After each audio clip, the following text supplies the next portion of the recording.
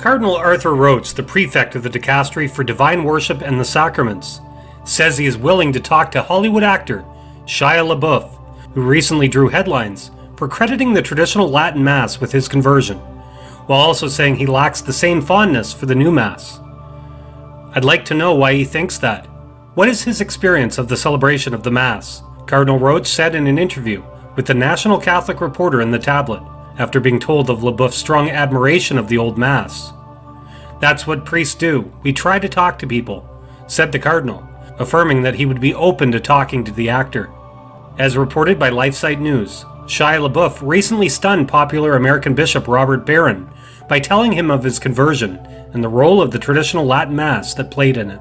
"Latin Mass affects me deeply because it feels like they're not selling me a car," Shia LaBeouf told Bishop Barron, implying that he attributes a certain banality to the Reformed liturgy.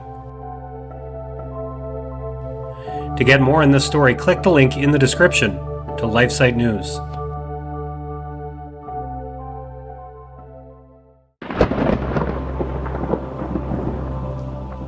In the Glorious Martyrs, Holy Church gives us examples of heroic virtues to imitate, showing us how the grace of God assists those who love Him, even to the point of facing torments and death. And while the wicked rage in vain against the bodies of the martyrs, in order to afflict their immortal souls, the saints triumphed with Christ, precisely in witnessing to the primacy of the incarnate truth over error, and of immolated charity over the seductions of the world.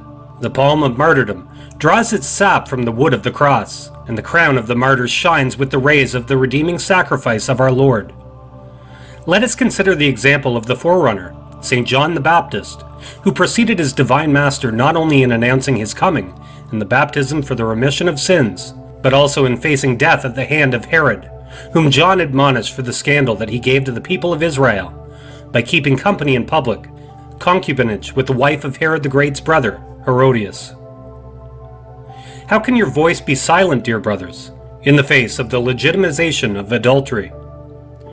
How you choose to make yourselves accomplices of those who bow to the spirit of the world and show deference to the powerful, going so far as to admit to the Eucharistic table those who by their conduct violate the commandments of God, despise the law of the Church, and give scandal to the faithful. How much longer will you allow the sanctity of marriage and the witness of St. John the Baptist to be trampled underfoot?